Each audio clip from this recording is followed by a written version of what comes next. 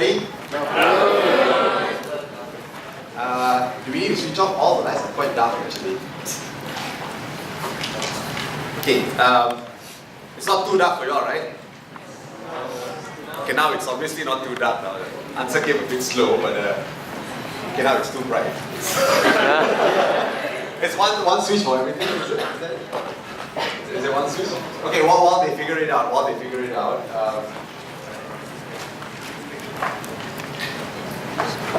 okay, good afternoon once again. Okay, so this is what I was worried about. I should have turned Adrian down when he first asked me.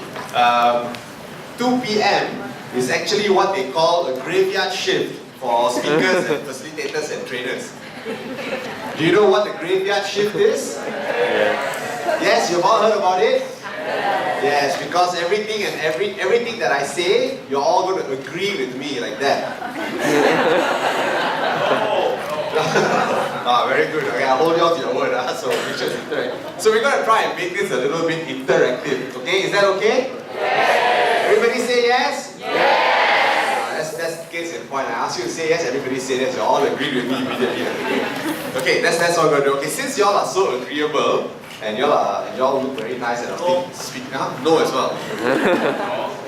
Oh, no, you don't have to disagree with me. You just have to pay attention and let's make this an interactive session, okay? I know that the format that I was told to use was that I'll present a few things and then we'll have a Q&A session at the end of it. But I suggest that if you have any dying questions that you really must ask or you cannot go to sleep tonight, just raise your hand, stop me, and we'll have a dialogue about it, then we'll move on. Is that okay? Can we do that? Yes! Very good. Besides still sleeping? Or still waking up? No? Okay. Okay, I'll just introduce myself a little bit. I come from an organization, I'll talk a little bit about my organization in a minute. My name is Vinesh, and the little secret that I wanted to share with you is that I'm actually Superman.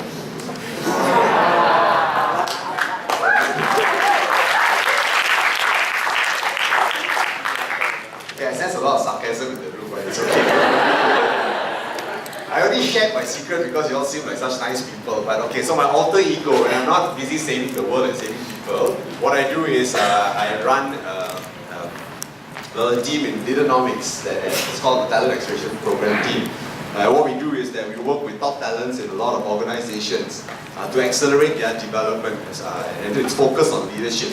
And I think that's particularly why Adrian approached Leadernomics and spoke to me about talking to you, sharing with you guys a few thoughts on leadership, purpose, and passion. So I thought what I'll do is that I will just show you a quick video about Leadernomics, give you a quick understanding of what it is, and then we'll move on, right?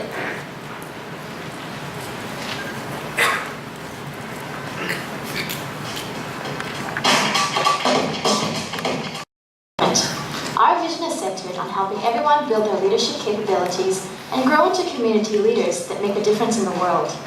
Our belief is that leadership will help build better, fairer, more caring societies. We operate in 3 spheres: corporate services, media, and the community. All 3 areas work together as a system which complement each other in funding and content creation, and all contribute to our core mission to grow people into leaders. In corporate services, we provide world-class corporate leadership services to some of the biggest organizations in Asia Pacific.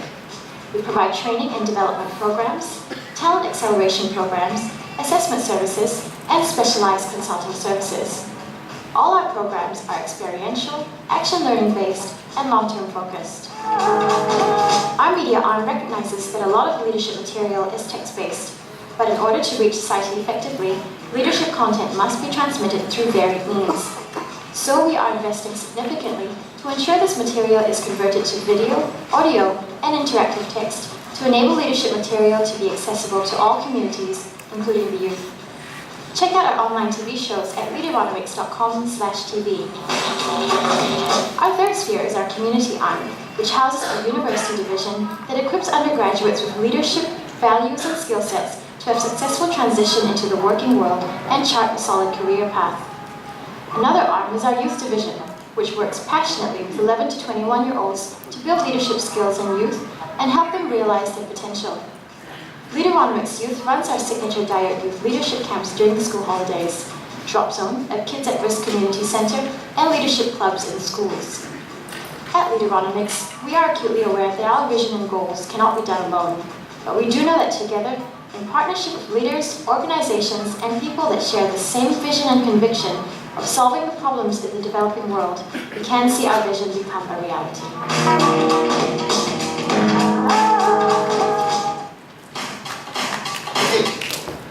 It's okay. I didn't produce the video. No need to clap. Somebody else produced the video. I was turned down as the voice talent for the video, so I'm not too happy about that. So that's what Leaderonomics does. We're actually a social enterprise. In case, have you all heard of? Can I just see a show of hands? Has anybody heard of Leaderonomics before this? Okay, thank you.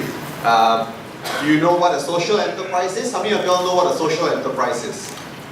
Okay, so a few of y'all. So maybe just for a quick benefit of those of y'all who don't know what a social enterprise is, it's actually a new thought or a new way of developing what people are interested in as far as mission is concerned, as well as ensuring that it's sustainable through revenue generation. So to make it very simple, think about it this way. So on this end of the spectrum, you have NGOs, you have non-profit organizations that are very interested in solving a problem in the world, right? And then on the other end of the world, so they dedicate all their time and effort into trying to do something about a problem that they see in society and in the world. The other end of the spectrum here, you have all the rest of the big corporations in the world. Now these guys make a lot of money, and then they have a little bit of percentage put aside for CSR work. So what happens in the real world is that they put aside this money at the end of the year, and these guys spend all the time writing letters to the other end asking for money. Because they want to do a lot of work, but they got no money to do it. So the money is all there. So social enterprises are a new thought, and it's mostly still very big in the European and American side of the world, not yet in Southeast Asia. It's a little bit in the middle. They walk in the middle part where you have revenue generating processes, as well as a clear focus on development pieces that people are interested in doing. So we're a mission-driven organization. And that comes on to my next point. It's called leadership. Why leadership? I think as an organization, as myself as well, I wouldn't be working in that organization. I think leadership is a very important thing to consider and an important thing to develop. Okay? You've all heard of John Maxwell? For those of you who haven't heard, he's only one of the most influential thinkers in leadership in the world today. So in his book, 21 Irrefutable Laws of Leaders, he says everything rises and falls on leadership. I think we believe very strongly in this. I mean, you think about it globally. You have global problems. You've got global problems in the Middle East, you've got global problems in every part of the world. You also have happy countries in the world, Scandinavian countries. You have a very happy country that chooses to not be happy, like the Singaporeans now. So any Singaporeans here? I'm sorry. Okay, so you have all these things. If you think about it globally, at a global level, a lot of the way people live life comes down to the way the leaders make decisions. And you think about it one level below, the country, right? Globally, so then you think about countries, how are countries developing? That's down to leadership as well. You think about it at a corporation, organization level. Why are some organizations more successful? Why are some organizations less successful? It's also about the leadership there. But then you also think about it at an individual level, right? Leadership isn't just about leading 20, 30 people. Leadership is also about how you lead your life. It's about you individually. How do you make certain decisions? How do you influence people around you to make certain decisions or to get things done? That's leadership as well. Leadership isn't just about having 30 people behind you. And so as an organization, Leaderonomics believe very strongly that leadership is a key component of ensuring that we leave this world a much better place than before we leave Earth as well. And so we focus a lot of our efforts into leadership development across every strata of the work that we do. Okay, so how is this relevant to you? Actually, I shouldn't say you. Contrary to how I look, I'm also a very, very, very early part of Gen Y. I'm not lying. I knew it. I should have dyed my hair, my beard. Hey, really what? Okay, I'm also very, very early part of Gen Y. Okay, so let's see, what's this got to do with us? Okay, what's this got to do with us? What's all this talk about leadership, purpose, and passion got to do with us? Now let's look at a few facts and figures, okay? 71% of millennials at regular jobs would prefer to quit their current job to work for themselves. That's a branding thing, okay? 60% of them plan to jump ship in the next 2 years. Jump ship, for those of you who don't get the context, means to change jobs, okay, to go with another organization. So then the key question that we need to ask as people thinking about the future is that how do we discover identity and niche in the younger years? That means you and me. Together, just that you're a little bit further down the path, a little bit before my time. But how do you discover identity and niche in the younger years? Question number 2. The reality is that our generation is the most educated generation ever in the history of the world. You know how in Malaysia they say that you take a stone and you throw, you hit a dato? Okay, nowadays datos really so tough. But the reality is that you also can apply that in this context, okay? I think if you take a stone and throw, you will probably hit somebody with a basic bachelor's degree. Which institution it comes from, that's not the point. The point is that everybody, a lot of people have had access to educational opportunities. Most people have grabbed it, most people have got a basic degree. And that's very, very different from just one generation ago. One generation ago, a lot of people did not have the opportunities. I'm not saying they have less brains than us, but they just didn't have enough opportunities. There were not as many organizations offering basic degrees. There were not enough people with enough money to pay for these degrees. Therefore, the truth is that this generation, our generation, is the most educated generation. So then the question that we need to ask is, how do we capitalize on the education? Oh, sorry, little technical thing there. It's not a typo, it's just the end is too far out there. How do we capitalize on the education and ensure it's being used optimally? Used optimally for what? Used optimally, well, the answer for me is to how do we use it optimally to make the world a better place? I think that's a very important question to ask for all of us as we lead our lives, right? Next thing. Our generation is the most multicultural generation. You look around the room. I don't need to give you examples externally. Just look around the room, okay? We're also the most multilingual generation. I mean, I know with all the realities out there, people talking about Chinese schools, Tamil schools, ethnic problems, SJKC, HJKT problems, and all that. The reality is that if you are of different ethnicities in Malaysia, you probably speak your mother tongue, you speak Bahasa Malaysia, and you speak English as well. That's 3. That's 3, and that's more than most other people in the world can speak, right? And if you want to think about it a little bit further, think about all the people who come to work in Malaysia. And I'm not talking about the expat CEOs, I'm talking about those, the Bangladeshis and the Myanmaris and Vietnamese and Indonesians who work in Malaysia. Most of these Bangladeshis speak their own mother tongue. They speak Bahasa Malaysian to communicate, and most of them speak a smattering of English as well. So we are a very multilingual generation. We are most comfortable with the notion of a global community. We are most able to embrace those unlike ourselves. That means we are okay with mixed marriages. We are okay with people who have different alternative choices as far as sexual preferences are concerned. We are okay with it. We don't have a problem. If somebody comes up to us and says, you know what, I'm gay, we're not going to run away 1 kilometer and say, don't come near me, it's infectious. Right? We're very comfortable with that already. How do we leverage this in the global economy? You got to think about it from a global perspective, right? No more about just how do I become the most successful shop in my neighborhood. Everybody today is talking about global economy, and that's what we need to consider as we develop. And last but not least, about one more slide here is introduce the Gen Y. And that means all of us in the room here today.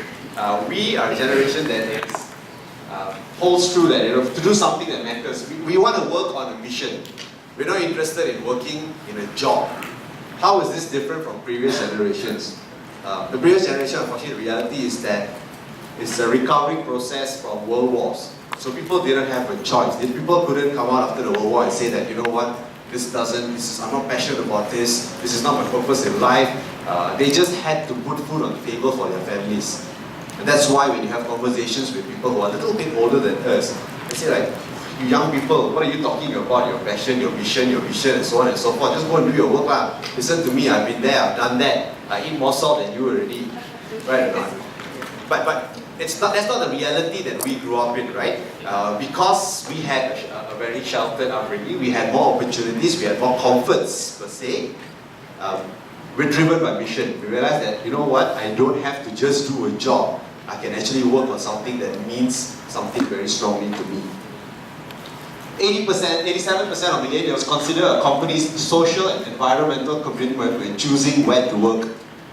Does this sound familiar? Is this a thought process that goes through your mind as well? Yes. It is, right? So I'm not making these things up. Those numbers out there is actually from different surveys that I just didn't credit it or share it if you need to. But the question that we need to ask now is, how do we capitalize on this mission-driven population's desire to make the world a better place? We all agree that it's important to want to make the world a better place. So some people have to ask these questions. Okay, so we'll set the stage here. If these are all the realities that we have, these are some questions that we need to ask. Then how do we do it? I think then the first easy answer that comes to mind is leadership. But where is this leadership coming from? What's driving this leadership? What's shaping this leadership thoughts out there? Anyway, for us as we move on to the next stage of our lives. Okay, let's deconstruct this a bit, okay? I think I've spoken quite a bit already for the first part of this one. Can I get you guys to do a little bit of thinking and discussing as well? Yes, everybody say yes? Yes! Very good. Very agreeable people. Okay, first question. Can I ask you to think about why are you here today? Now have a quick chat, share with the person next to you, and then I'm going to ask for one or two answers before we move on. Quick conversation.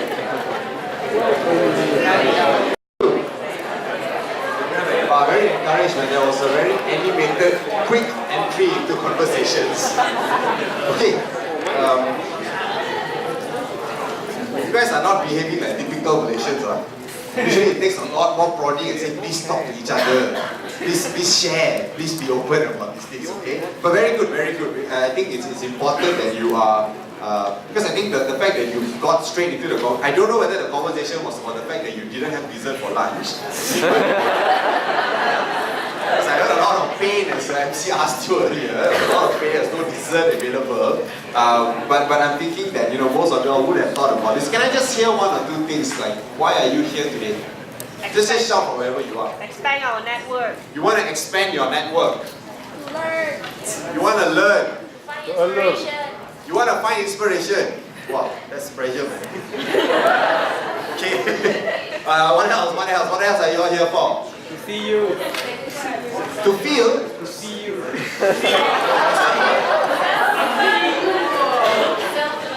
For self-development. Okay, very good. For somebody, sorry, I thought you said you want to be here to feel.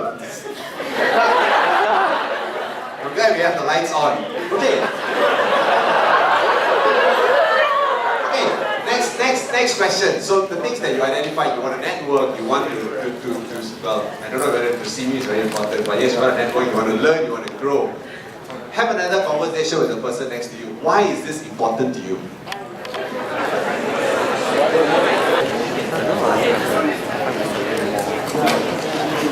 Okay. And those at the top, you're also allowed to answer. It's not just for the first people here to answer, okay? Okay, let's hear it. Why are these things important to you? Just shout from wherever you are. Make the most out of your...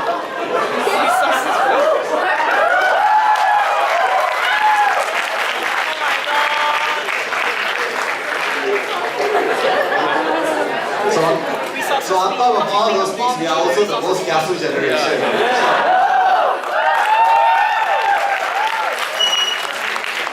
Are you Singaporean by any chance? Okay, what else? What else? Why is all this important to you? To get some inspiration. Maybe a good leader. Oh, pressure again. To get some good inspiration to become a better leader, okay, that's important. What else? One second. Sorry? Updating your general knowledge, okay? To improve my leadership skill. To improve your leadership skill. Isn't it sounds a valuable opportunity to be able to counter? It's a valuable opportunity to be able to counter. That's why it's important. Let's go a little bit deeper into that. It's a valuable opportunity, but why? What does that? What does opportunity here mean to you? Even like the confidence and the trust to come here and expand our knowledge, and also to learn more. Okay, so to So to expand knowledge and to learn more, right? And so we're trying to go a little bit. Anybody else? Anything else? To become a global citizen. To become a global citizen. Okay, thank you. I saw a hand go up there. Yes? Broaden our horizons. To broaden your horizons. Okay, so these are, okay, thank you very much. I think these are very encouraging responses. Okay, so why are you here? You want to learn, you want to develop, and it's important. I think we need to go and think a little bit more, because I think the sort of responses we just heard from the second issue is similar to the first one, right? If I'm honest with you, you want to broaden horizons, you want to become a better leader, but we need to take it one step deeper as well. Why is it important that you become an important leader? Why is it important that you expand your horizons? Why was it important for my friend up there to make full use of the resources that he had available? This is a question that we need to all ask, okay? So, okay, I give you one more chance. Go a little bit deeper. Go a little bit deeper. If, let's say, today, at the end of, say, whatever, okay, let's say the end of today's session, at the end of tomorrow's session, you actually feel that you have expanded your horizons, you actually feel that you have gained a little bit more inspiration to become a better leader, you actually feel that you have made full use of the resources, and so on and so forth. Here's the third question that I want you to think about first before you chat with your friend next to you. What can you achieve with this? What can you achieve with the inspiration that you have gained? What can you achieve with the broadening of your horizon? What can you achieve if you feel that, okay, I have a better idea of how to become a global citizen? Let's take a minute to think about it and then have a quick conversation with your friend, and then I'll ask you again to share. Let's go.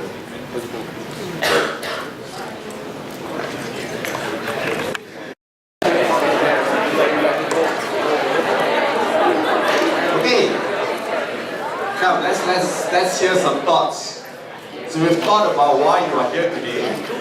You spent a little bit of time thinking about why it's important. But let's hear from you. What do you hope to achieve with it? What can you achieve with it? Anybody? Well, we're all gathered here in one lecture theatre where everyone from different clubs in society, we're all leaders in our way. We can't do things alone, so imagine if we just collaborate as one whole organization here, we like move mountains and everything, not just one person.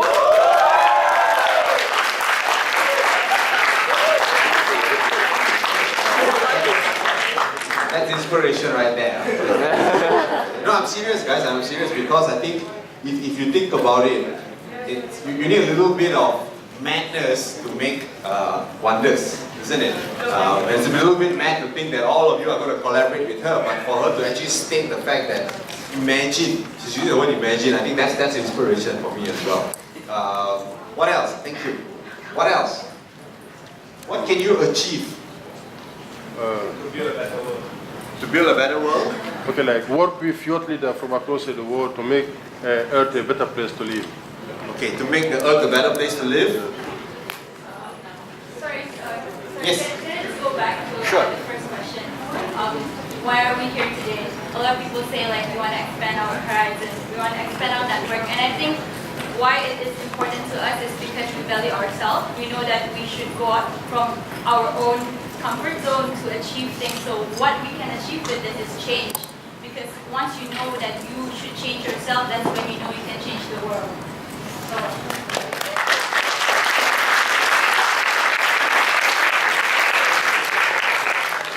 Thank you. That's a very powerful thought.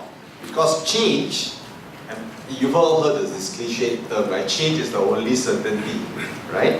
Lou Gerstner, I just read this a few days ago. Lou Gerstner was the ex-IBM CEO, and they were talking to him about what sort of organizations last the longest. And a lot of the answers that people normally give is that an organization that is able to produce a product that is enduring, that is able to produce a product or a service that everybody needs, and so on and so forth. And he said, no, that's important, but that's important for a certain period in time. Organizations that last the longest are organizations that are most able to change. You think about it, that's a very powerful thought, because you just take IBM as an example. When IBM first started, IBM was an organization that was making counting machines, that was just pointing, whatever dot matrix machines. They moved on to calculators and so on and so forth.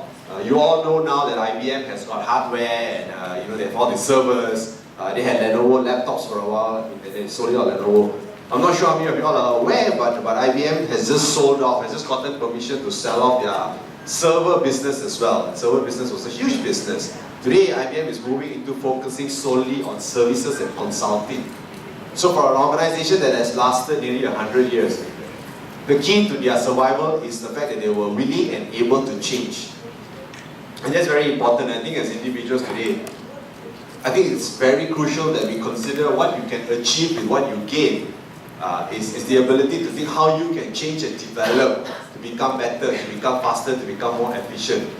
That's very much the thought process that most leaders have as well.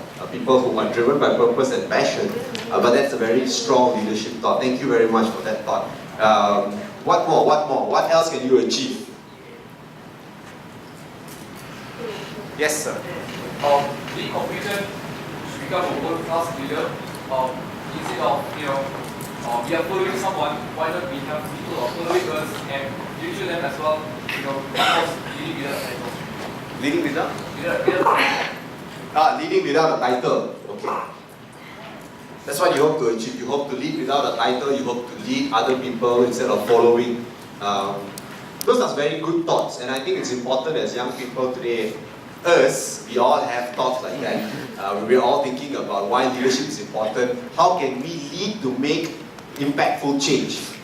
These are powerful. So can I invite you to keep those thoughts with you as we go along the next few slides, okay? Good. I think that's very important now. Let me tell you a little story. This is, have you all heard of this story before? Yes. Some of you all have. So those of you have already heard it, don't spoil the punchline. Just hold on there. Let me just get through with it, okay? So this big businessman goes to the village. He goes to look at some property. He wants to buy a building, and then he wants to start off to see if he can start a bit of business by the seaside village. And he comes across this fit young man who's sitting there and fishing. He's got a beer in his hand. It's obviously a non-halal fisherman. He's drinking his beer and he's enjoying his fishing. And the businessman says, "Hey, you look like a strong, fit young man. Why are you sitting here and just fishing and drinking?" And this guy looks at him and says, "What do you want me to do? Why don't you spend a bit more time getting some of your friends to join you, fish, lead without a title, fish, make some money out of it, and then what? You make some money out of it, then you hire more people. And then after that, you can go and buy a boat, you can go out to sea and get more fishes. In fact, you might even find some sotong and udang, and you can sell that, and you make more money. Then after I make more money, then what? After you make more money, then you go and build a nice big house, and you can enjoy your riches." "Oh, what do you mean? How do you enjoy your riches?" "You just sit around and drink beer all day long." "What does it look like I'm doing?" So, okay, thank you. I'll be honest, I didn't come up with a story. It's actually it's a story that you can find anywhere. That's why some of you have already heard it. But thank you for the class. But what's the lesson? What's this guy thinking about? The businessman's perspective is what you can possibly achieve. The fisherman is thinking about, or rather the fit young man, I don't know what the backstory of the fit young man who's sitting there with a beer is, but he's thinking, I'm already doing what I wanted to do. So there are two different points here to consider, isn't it? Now, the secret to happiness, somebody said this. No, it's okay. Alright. The secret to happiness is to do what you like. The secret to success is to like what you do. And I think that comes, and we're slowly moving into discovering purpose, right? When we think about what you want to achieve, why you want to do it, and so on and so forth.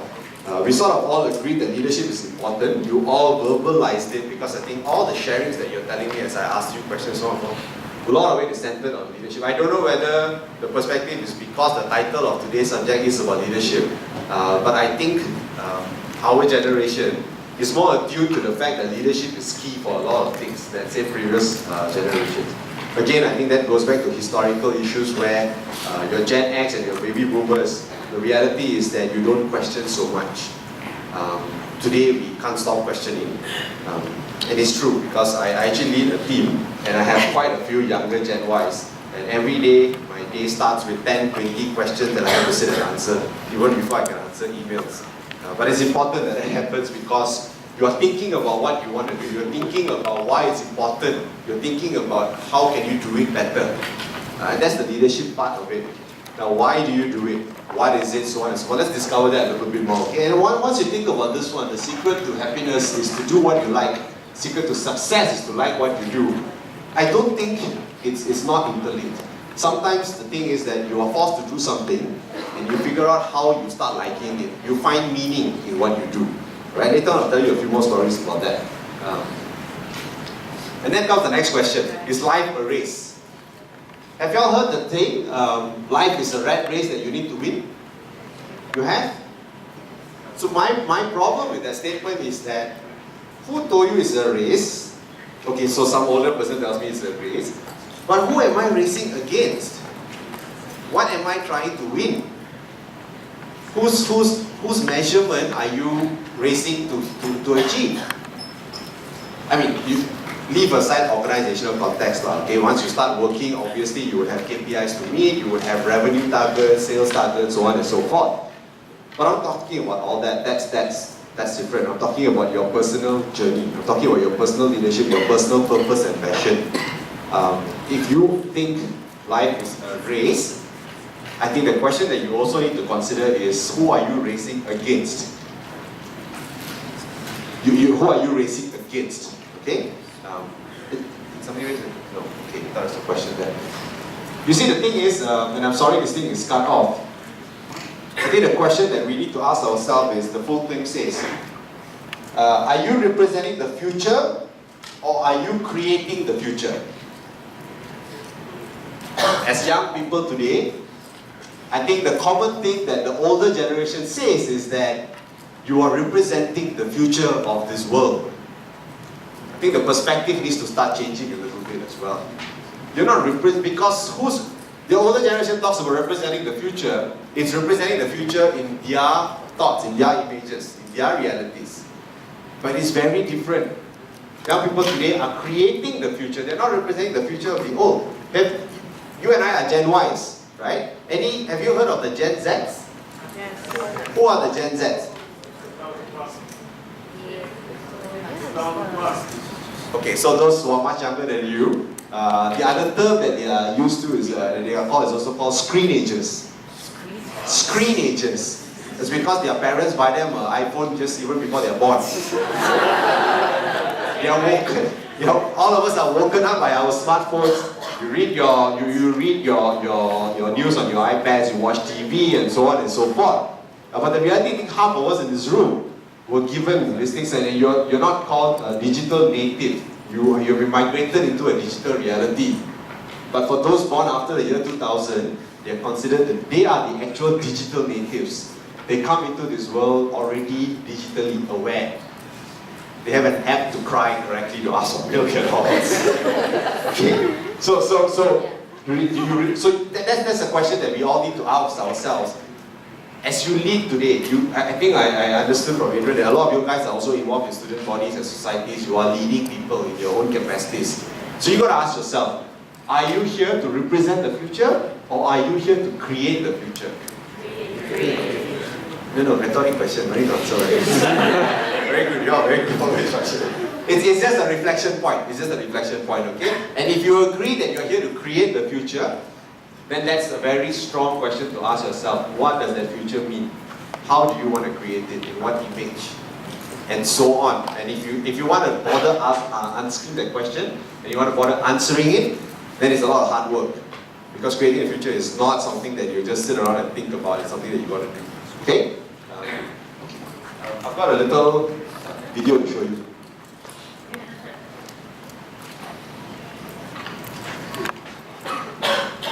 What makes you itch?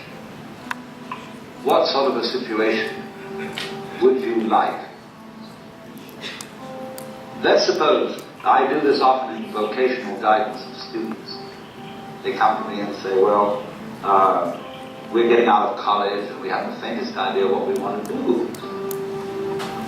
So I always ask the question, what would you like to do if money were no object? How would you really enjoy spending your life?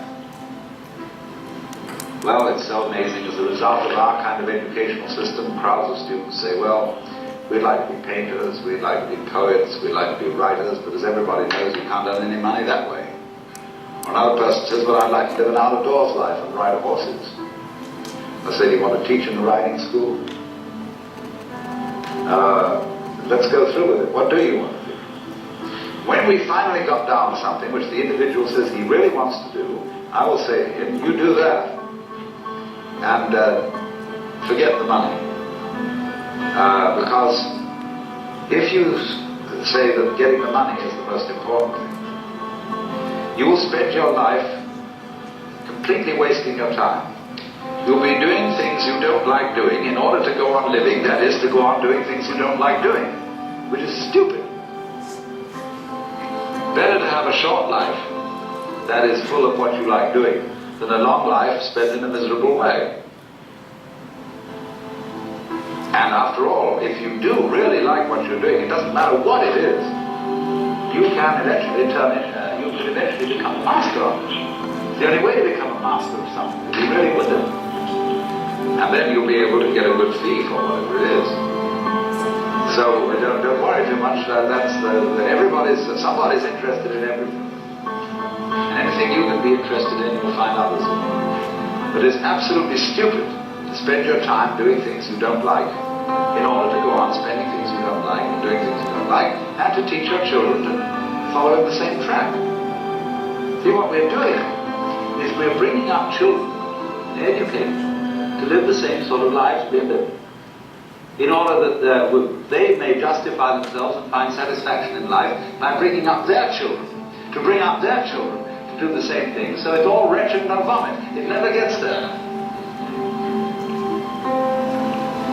And so, therefore, it's so important to consider this question: what do I desire?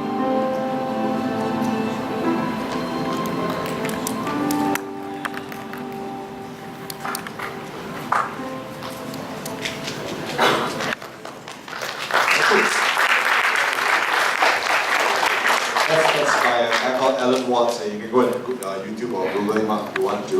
And it's very key questions that he was asking us there. Why do you do what you do? And you saw the last part, I sort of reiterated the question that we asked earlier.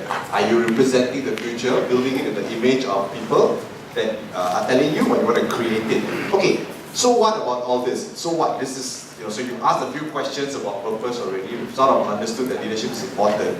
I've got a little activity, okay? You all have a piece of paper with you? Yes. Okay, I'm going to show you a list of what can be categorized as values. Alright, a list of what can be categorized as values. I want you to choose 5. It's not exhaustive. The list is just a very short list. It's just a quick activity to do. I want you to choose 5 values that you see there and just jot it down. You don't need to share this with anybody. You can just jot it down. Okay? Let's go. Take a look at this, or if you want to find, if you have some other values that you hold true, if some other values that are not on the board, please feel free to write it down as well. But write down 5. Write down 5.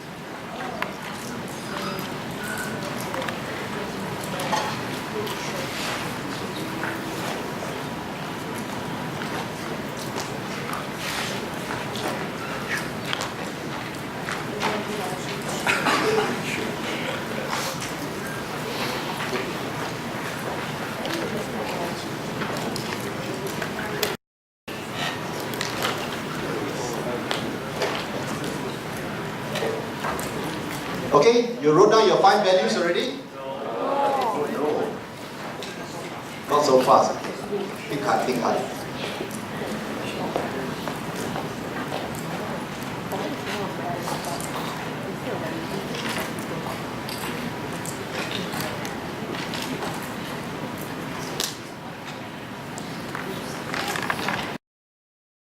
Yes. Okay, good. So if you have at least 3 written, the next part of the activity, you take a look at this. If you have written 3 or 4 or 5, cut off 2. Cut off 2 values.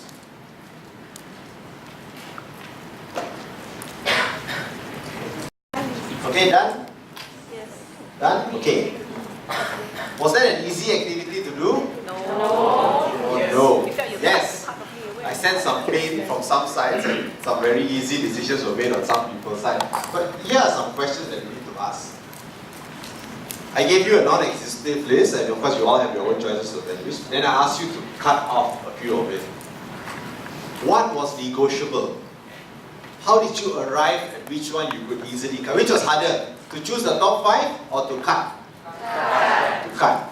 How do you decide which one you want to cut? You prioritize. But are you saying that one is more important than the other? How can you tell me that is equality more important than saying okay, sexy is not it, but I don't even know why it's there, but it's the clearest picture I can find. But are you telling me that equality is more important than say being realistic or being positive? How do we decide? How do we decide? Which one is negotiable? Which one is more important? Which one is less important? That's a very tough question to ask. Yeah. Simply because all values are good. All values are true values. But what's most important to you? What's most important to you at different points of your life? Yourself. Sorry? Yourself, I say. You need to answer, absolutely, yourself. You need to answer that. At different points, different things become more important, right? And why? If today you tell me that these top 5 are the most important and you cut off to the top 3, if you do this activity, say in 1 year's time, chances are you might choose a different 5, or maybe some will remain the same, some will change. Then if you ask you to cut a couple of it, you might decide to choose some to be more important. Why? Again, you've got to ask the questions of why. And finally, are certain values more important? You see, the thing is, people don't buy what you do, people buy why. Do you guys know who Simon Sinek is? Yes. Okay, so most of you have heard of him. He talks about the golden circle. He talks about the fact that, okay, I won't draw it now, but there are 3 things, right? There's the how you do it, the what you do, the how you do it, and the why you do it, right? And that's a big differentiator for any organization or any country or any individual. I'll give you an example of Google. What does Google do? To help people. Okay, Google helps you answer exam questions. Okay, besides that, answers assignments. What else does Google do? What does Google do? Everything, they do everything. Okay, besides spying on everything that you do as well, it provides you a service, it gives you information. How do they do it? Giving you a platform. It gives you a platform, it provides you a search platform, a lot of other stuff as well. But the question that drives the people there in Google's HQ is, why do they do it? Share information. To share information. To make people's Google's life easier. make people life easier. That's true. But I think if you go Google it, the answer that you will find is that their mission was to organize all the information in the world so that people are able to make better decisions. That's why they do the work that they do, right? And that's why people at why is Air Asia able to beat Mars flag? For those of you who know, besides the fact that Tony Fernandez is probably a bit smarter than whoever is not the CEO of Mars. They have a mission as well. It's also that he wants to make everybody fly. I'm not saying that money is not important.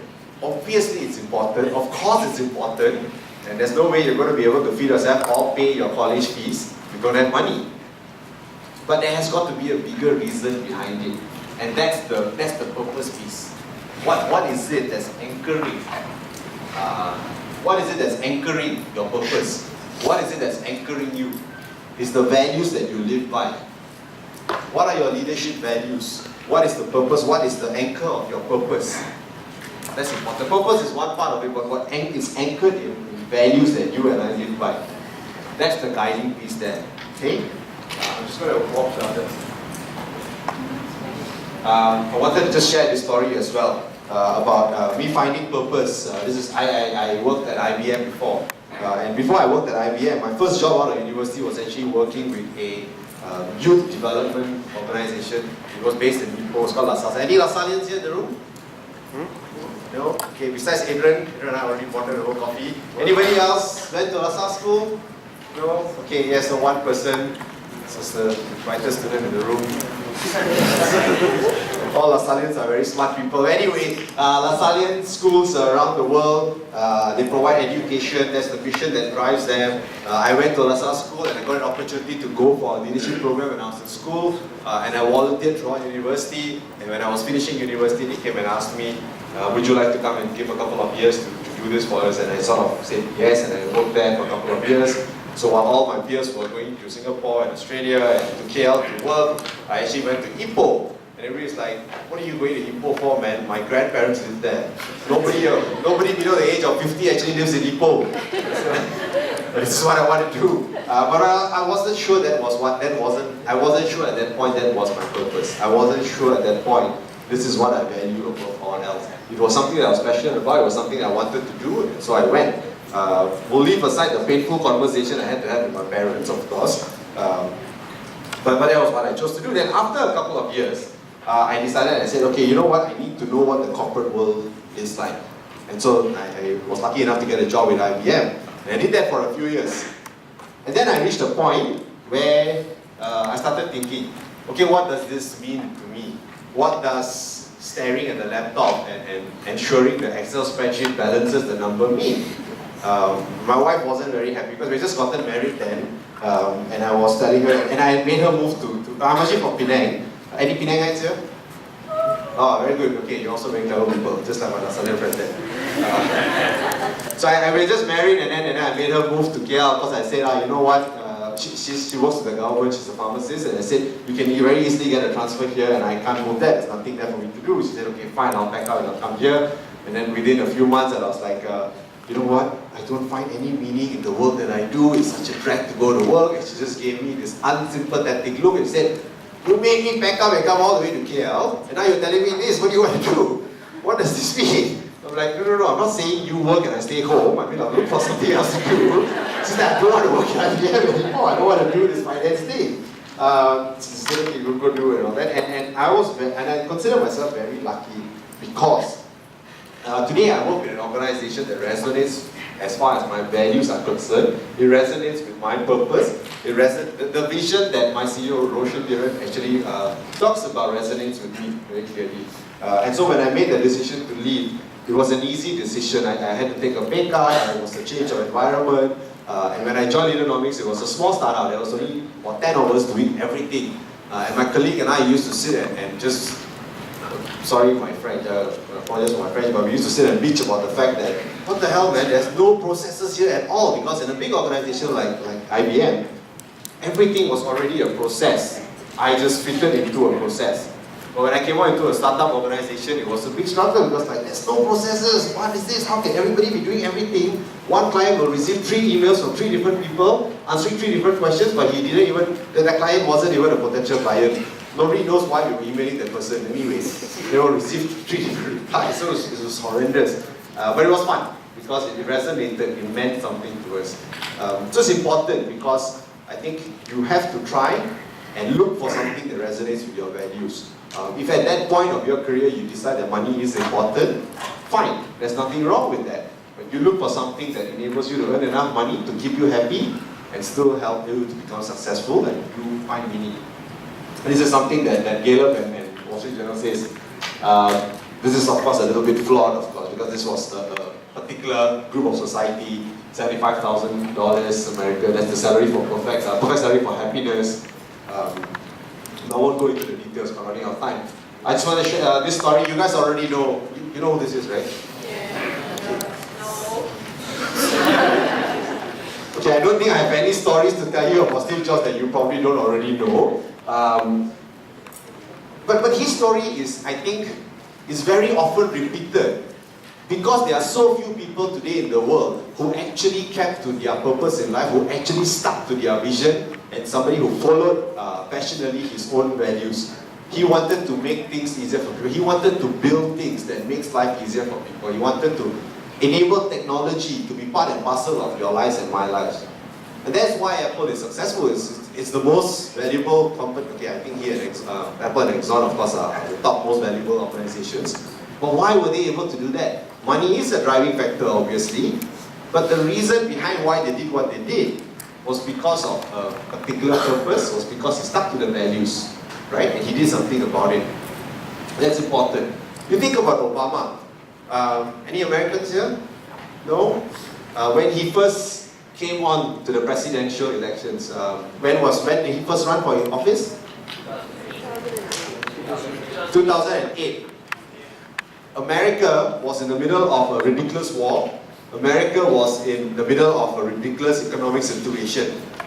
So if you and I were running for president, we would go out there and talk to the people about, I'm going to fix the economy, I'm going to stop the war, and so on and so forth. He did that too. Of course he did that. That's important because that's essential issues. But what do you and I remember? You and I remember an image of Barack Obama standing there and saying, yes, we can. Yes, we can change. I'm here. Let's hope together. Let's make this country. Okay, I'm not American. Sorry, I just got carried away there with the Obama personality coming out here. He's very inspirational. I think he's very inspirational, and I think he's one of the best public speaking people you can ever find. But anyway, this is the message that we remember. He talked about a purpose. He talked about what was valuable to him. And this is what people took away. This is exactly why people voted for him, I think. Right? And that was repeated in the next election as well. Forget about the fact that anyway, today you and I aren't getting anywhere without ways. But ways is an analogy for our own lives, is that purpose and value provides you with direction. So I think when you go home today, or wherever it is that you're living, there's something to think about. What directions are you taking? Where are you getting the directions from? And I think very strongly that if you feel the leadership is important, then the leadership needs to be driven by purpose, and the leadership needs to be anchored in values that are important. And that would help you think through where the direction is for you next. Okay? I'll just run through this one. This is not so. It's one of just a few minutes left. Okay, yes, this is messy. This is just another example I wanted to give you. You guys followed the World Cup, I assume. You all know who Messi is. And I don't assume that you remember what he said to the press when they made it to the finals. Messi is one of the world's most famous footballers. He's also one of the world's richest footballers. When Argentina made it to the final, and the press was talking to him about what it means, Messi didn't talk about the fact that they have made it to the final was going to earn him another ridiculous amount of money. He didn't talk about the fact that they are so wonderful, that they are so great, that they are going to be world champions, so on and so forth. What he did say was that we are very happy to have made it to the final because we think the fact that we reached the final is going to make the people back home happy. They were undergoing economic turmoil, and we hope that the fact that we have given them this little bit of success will elevate a little bit of their sadness. He found purpose in that. He found purpose with the fact that they went to the World Cup final. He made the purpose to give joy to his own countrymen. That's so different from saying that I'm going to score goals for glory. I'm going to score goals because I'm very good at it. And I think that's why people find inspiration in other people. When they talk about a purpose, when they talk about a vision, and they talk about the values that they hold important to them. I'm not going to do all this.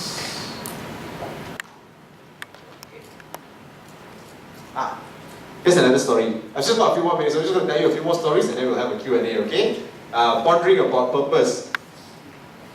So this guy walks up to his boss and he says that, okay, you know what, I've thought about it and I think I'm going to be a wonderful, purposeful leader. And so his boss looks at him, and he says, excellent, I think I'm going to be a lion. What? Don't be ridiculous. He's just like, what do you mean you want to be a lion? Well, if you think you can be a purposeful leader, I can be a lion, why can't I? He said, no, you can't. What do you mean, why can't I? You can't just be a lion. You either are a lion or you're not a lion. You can't just think your way to being a lion. Aha, that's exactly the point.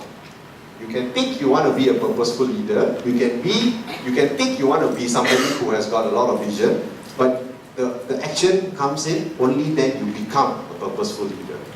Only then you can be actually considered, you can only then consider yourself somebody who can lead without a title. You can only then, when the action piece comes into play, that's when you transform from being somebody who can potentially be a leader, from somebody who is potentially driven by purpose, to somebody who is actually a leader, who is actually driven by purpose. The action part is very important.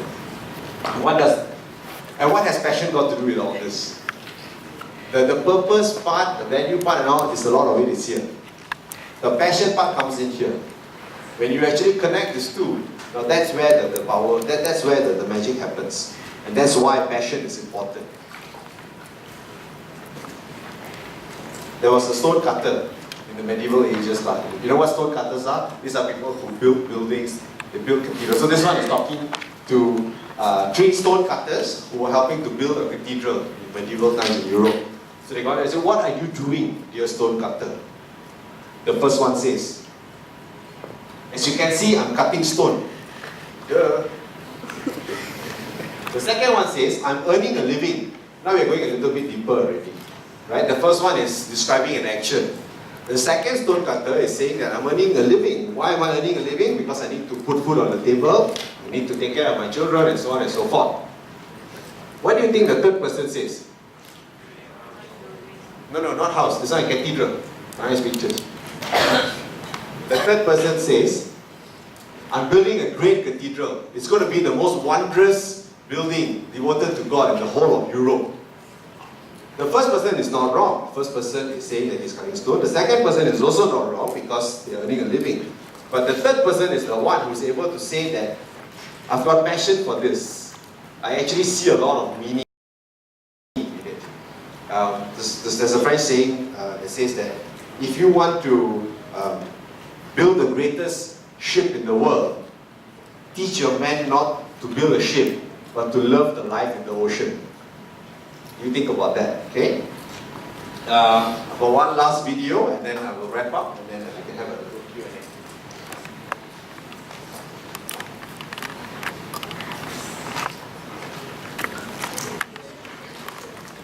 What are your thoughts and what's your approach on finding and building passion?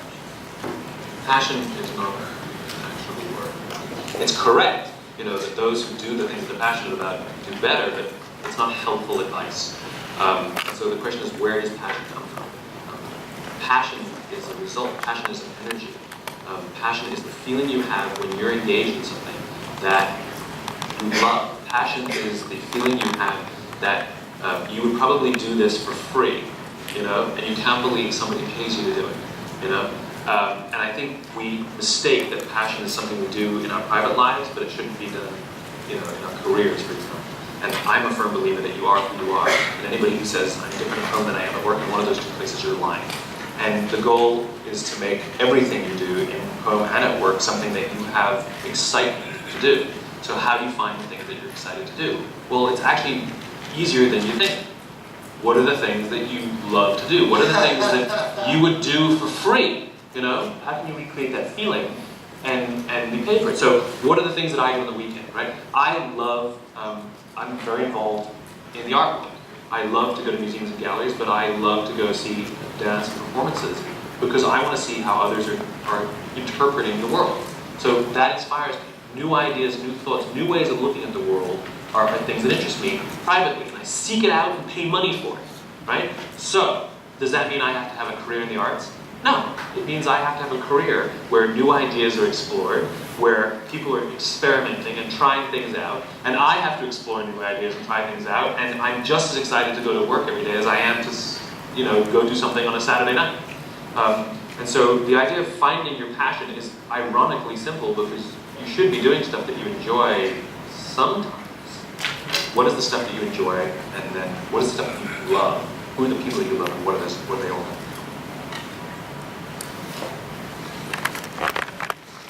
So that's Simon Sinek. What are your thoughts? That's all. That is Simon Sinek there talking about what doing. But it's not so simple, right? Any of you think it's so simple? Is it so easy to just go out there and do what you love, get paid for it, and so on and so forth? It's not, right? Unfortunately, a lot of things has to come together for you to get all of that. He's of course quite well to do, so he can afford to do that. So expectations and reality. We all want to change the world. We all want to move mountains. We all want to be leaders. We all want to be infused with purpose and be fired on by the passion. Here are some realities of the world that's coming up. Social, economic and political change. That's a reality that we all have to be very, very comfortable with because there's no status quo. Things are changing every single day. Rapid radical changes. Tomorrow's skills and needs. There's a very, very powerful activity that I normally do with a lot of management teams. We put them in the room and you'll be amazed, okay? And this, I'm talking about CEOs and board members. We tell them, okay, what are the important skill sets that your organization needs to be successful today? They give this wonderful list of things. Everybody is, Then I ask the very simple questions. Are these skills the same skills that are needed for your organization to be successful in 2 years' time? I'm not talking about 10 years, 50 years, 60 years, 2 years' time only. And then suddenly, the first answer you get is yes, of course. But if the reality, then I ask them, okay, fine, if you're so convinced about it, this list of things that you say is important today, is it the same list that was important just 2 years ago? No. Then how can you be so convinced that these are the same skill sets that you need for 2 years in the future? Then you start thinking about that. And it's very different. Then you go back to that earlier question, are you representing the future or are you creating the future? So nobody knows. Unfortunately, there's a lot of ambiguity out there. So you and I got to figure out what it means to be a leader in the future. And so these are the talent trends that are happening out there.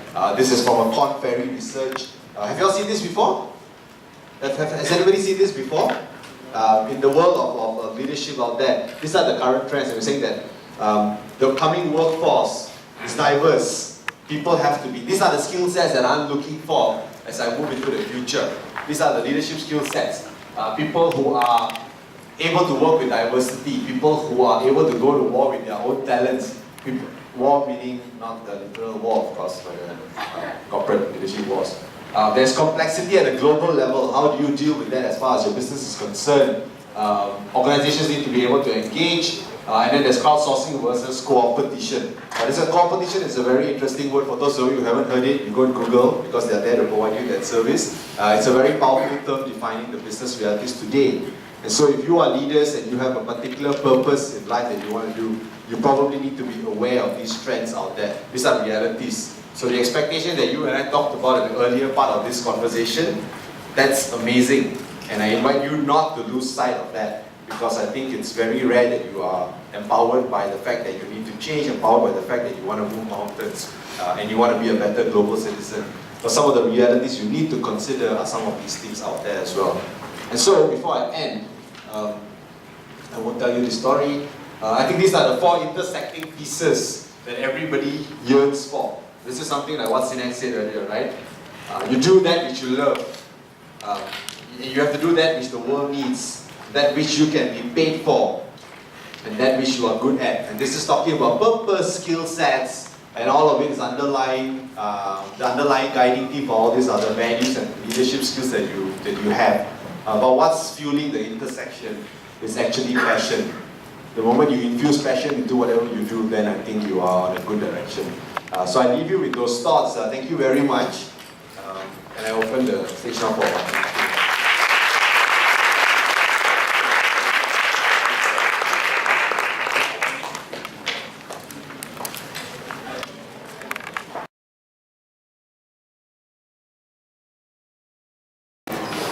Hello. Hi, I'm Liji from KD University College. Hello, Lily or Lily? Liji. Liji, sorry. Hello. Just now you mentioned about you work in a big company before in IBM. Can you tell us more about your work every day and how you apply your leadership skills in corporate work?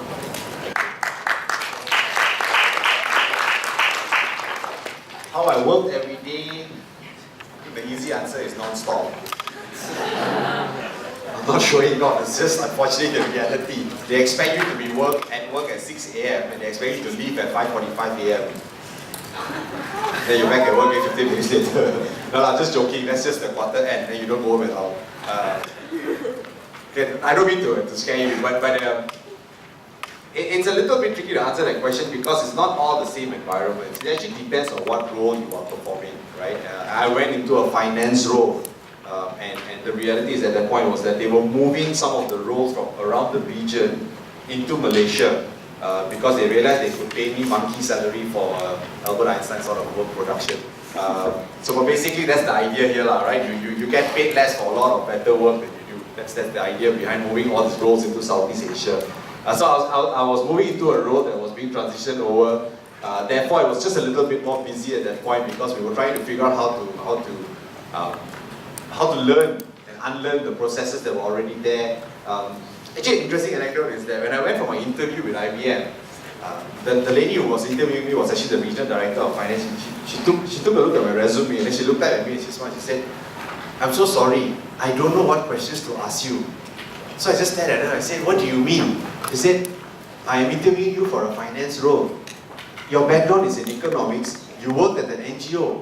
I have no idea how I'm going to be able to ask you questions about financial realities." So that was a bit shocking, but you know what? We actually ended up talking for 1.5 hours about what we were both interested in and so on and so forth. And so I think what got me the job was attitude, I think, and passion. Because what I told her was that, look, I will be very honest with you, I don't have any financial background, obviously from my CV. But what I do have is the right attitude to learn and grow. And I think that was what they were looking for at that point of time.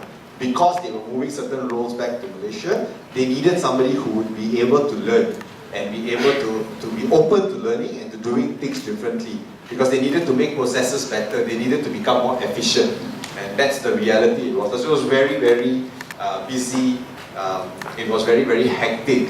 Now when it comes to leadership, my purpose and my passion, I actually very early in my career at IBM, I already sort of realized this wasn't for me. And then what do? I can't just sit back and merajo about it, right? I can't just say that, you know what, I don't want to do this.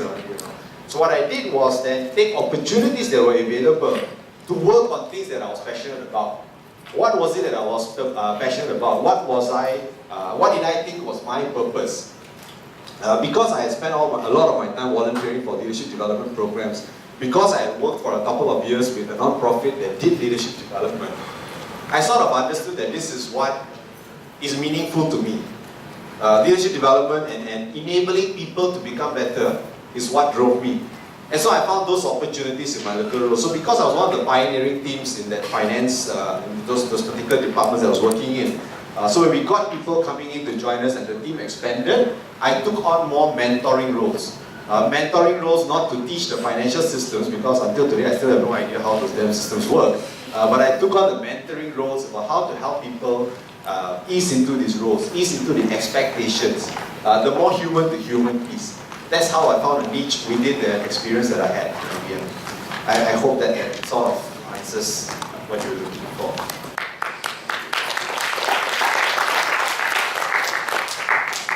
Any more questions? Yes?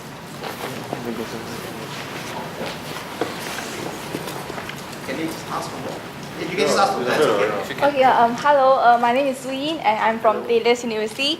Regarding we're talking about your passion, your mission of life and the reality, right? What do you think is the balance points of youth today, between the passion of what you want to do and the reality? What should be the balance point of this? Okay, thank you. First of all, you have a very nice campus. Just telling you that Taylor's has a very nice campus. It's nothing like what I went to university. When I went to University Malaya, you don't have this at all. There is a tasik though. It's not as clean looking. Come on, it's better, right? But we had kayaks on the lake, so I think my lake is nicer. Yeah? You have ducks? Okay. We have birds. Okay, so what's the balance point? I think the easy answer for me to give you is that I can't answer that question. You probably need to answer it for yourself because the tipping points are different from different people. I think a lot of young people today I think us young people today we are very advantageous. We are a very advantageous point because we have a lot of opportunities to do a lot of things that were not available before. You have a lot more access to opportunities. You have a lot more ability to leverage opportunities. My parents have got absolutely no inkling about the fact that you can make money from the internet, that you actually have people who are called YouTube stars who are making money from it. Okay, I'll be very honest, I myself have no idea how this works. I actually had an intern just very recently, I think she's on Taylor's as well, and, she's a YouTube star. Do you all know Caris? Somebody called Caris, I think she's from Taylor's as well. So she's a YouTube star, she's interning with us. And I was just sitting there and I was listening to her and saying like, what do you mean you're a YouTube star? What do you mean you're able to make money? It was very eye-opening for me. And so the balance point then there is that there are actually ability for you to make money, to survive, at the same time do something that you like. But then, the question is not about, I think the question, can I use the slide? I just looked through the slides here. There's actually a very interesting question that I wanted to ask here. Sorry, 1 second. This one. What if the answer isn't to do more? What if the answer is to want less? So the question is then, what's your balance point of what you want to do and what you are expected to do? I think if you can define for yourself what is it that you want to do, then you can ask yourself this question. What do you want to do? Do you want to do a lot of everything? Or can you focus your energies on a few things but go very deep in it? Unfortunately, the answer is not so simple. The answer is not so easy because you don't live in a vacuum. You have parents who tell you that you have to do certain things. You have certain loans to pay off. You have certain responsibilities to different people in your life. Therefore, it's not so easy to just go out there and do what you like. I think the reality for most people in the room would be you have to do something that you have to do initially to pay off whatever loans that you have, to do whatever obligations.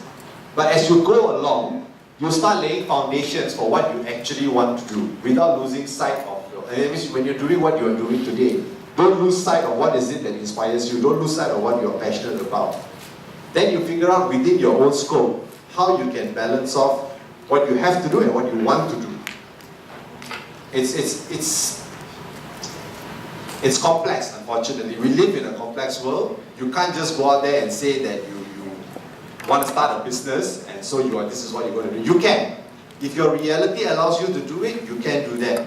There are thousands of entrepreneurs out there who just start off a business because they're passionate, they believe in it, and they become a success. But for every one person who succeeds, there are quite a few who don't succeed. And unfortunately, the difference is that some people persevere, some people's realities just happens to be a little bit different. So the balance point of what you want to do and what you would like to do, I think, is very much dependent on your own realities and your own inspiration behind it. Yes? Yeah, I'm Jello from University Malaya too. Oh, hello. I want to ask, like, what your company actually do?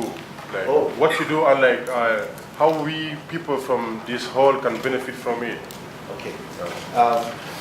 So his question is, what does Leadernomics actually do?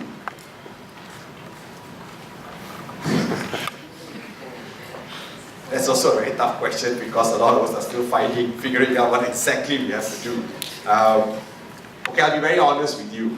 We are, as an organization, Leadernomics is moving from a startup organization to a small, medium-sized organization. Now, we are driven by a very clear vision. We believe that this country, especially, can be a much better country. But we believe that can only be achieved if we build communities of love through leadership development. So the end goal is nation transformation. We believe something is wrong. We don't think Malaysia is a perfect place to live yet. We believe that something needs to be transformed. And we believe that transformation can only happen if leadership is right. Remember my first slide talking about John Maxwell, talking about everything rises and falls on leadership? We strongly believe in that, and we say that this country can be much better than it is.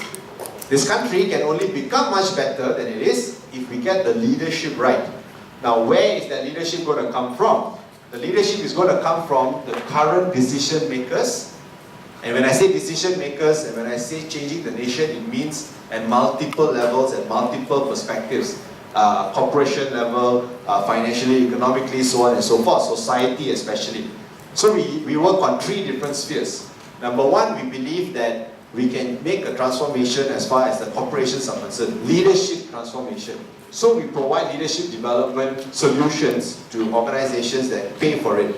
Now that money that we make from that gets moved to another 2 spheres, whereby I have a team that works on university leadership development. So I have a team that actually works with young people in universities to enhance their leadership skills, their leadership perspectives.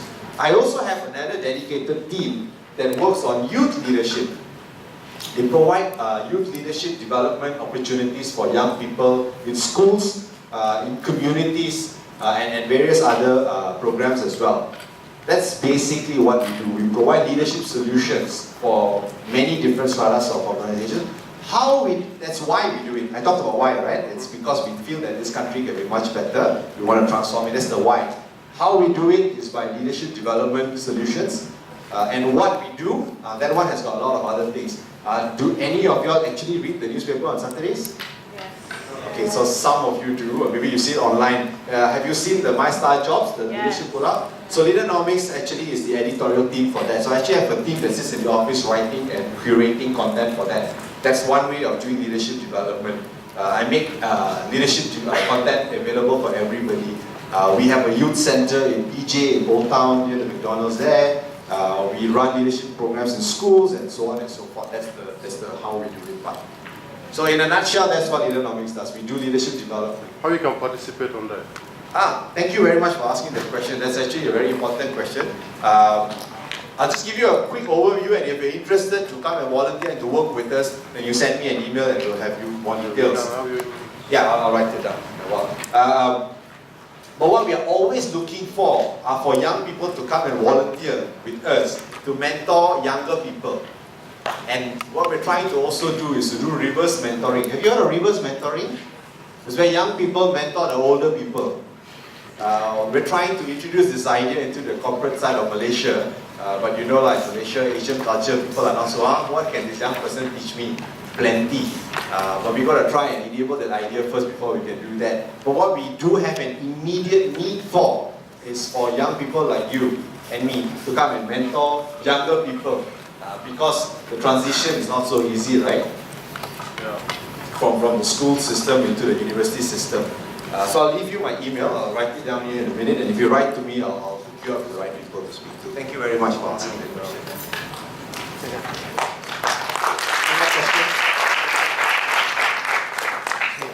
Yes. Hello, my name is Ahmed Omar. Hello. From KLMU. My question is, as a student, you want to be a leader in the future. What advice you can give him or her in order to be a good leader? Okay, so the question is, if a young person wants to become a leader in the future, what advice do I give? Yes. I would go back to my slides. I can share those slides with you. But I think it's very important that we continuously ask ourselves, what's the meaning of what you are doing? And try to find an answer to that. It's a very rhetorical sort of an answer, I know, and it's very conceptual. But it has to start from there. I think if you can find some purpose and some direction in what you're doing, in whatever activity that you're involved in. Even today, you guys are involved in clubs and societies. The obvious reason you're involved is because it helps expand your horizons, it helps you to network. But why do you need that? You remember the first 4 questions I asked you? Let's say your answer is you need to network. Why do you need to network? Maybe because you feel that if you network today, you have in place a good network of acquaintances when you go into the working world. So what? So that you can make business connections easier. So what? So that you can grow your business. So what? So you can earn more money. So what? So you can earn more money to do things that make you happy. So what? Because if you can make yourself happy, that means you can do more things that are more valuable. You can help other people. That's the answer. You need to figure out the why part a little bit deeper. Now, I think the problem is because at this point of time, the reality is that we don't need to ask that question. I also used to sit exactly. I was just telling Adrian earlier that my faculty in University of Malaya is actually a cylindrical building. It's like a little alien ship just came and landed there in the middle of nowhere, and it's exactly like this and in a few parts. And we used to sit this way. And when I was sitting on that side, when I actually woke up to go for classes, I never had to think about why. There was absolutely no reason to ask myself, why am I here in class? Why am I learning these things? Why am I here for? What's my purpose? I don't think it's a do or die question. I'm not saying that if you don't ask the question now to yourself, you're going to be a failure in your life. Of course not. But it helps. If you're interested, if you think there's something that you need to think about, then it always helps to keep asking the question of why. More questions?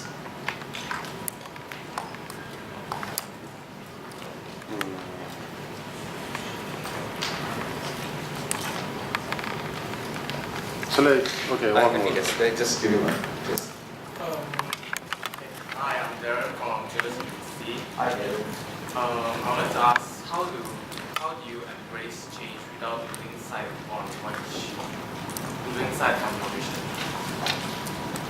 How do you embrace change without losing sight of your mission? You probably first need to answer, is the change necessary?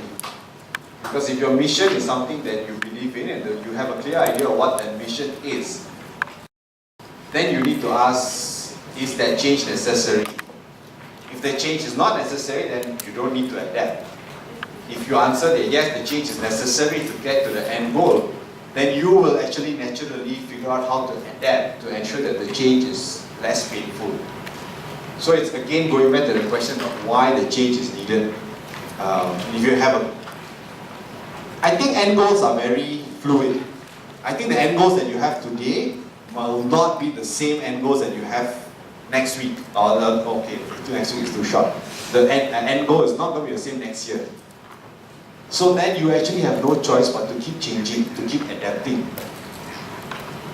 Then what do you rely on to make it less painful? You actually go back to what is familiar with you. You actually go back to relying, adapting, using your friends as a support base, your parents, if you have a good enough relationship, access to technology, and you use all these things. I think humans are wonderful in that way, that we find ways to adapt and to use support systems that are already in place to make that change easy. Not easy, change is never easy, but to make that change acceptable and digestible. So it's about asking yourself, why is the mission important? And if it is important enough, is this change necessary? So those two things you answer, then I think will give you a clearer idea of how to go about the change. Because the adaptation process, I think, is the how and the what. So it's the why question that's more important.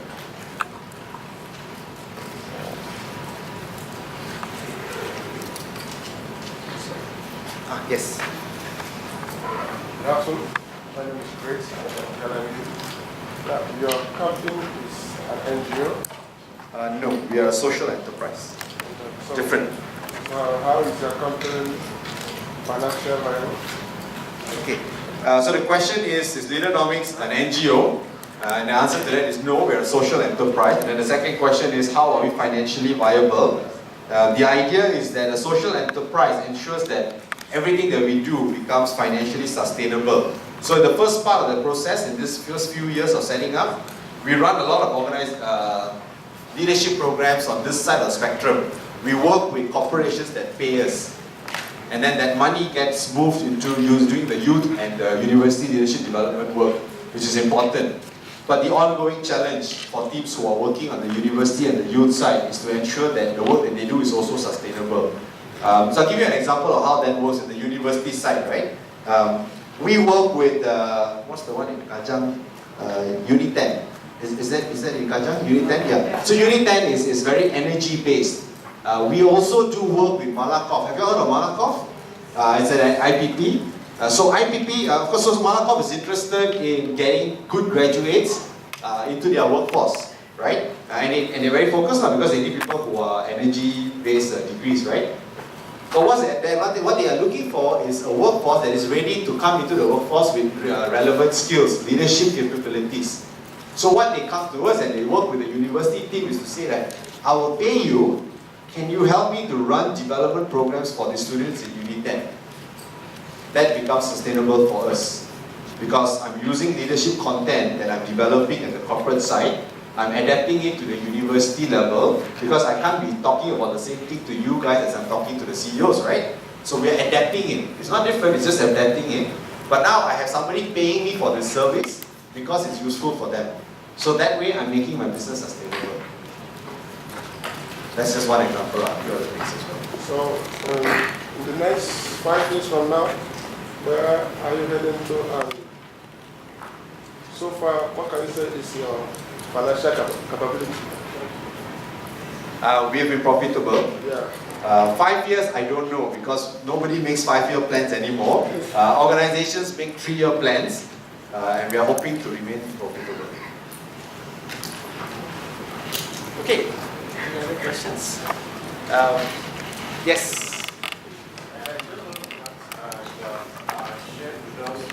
My name is Olabode. I'm from Buddha. My question is just based on the fact that you said we should ask ourselves why.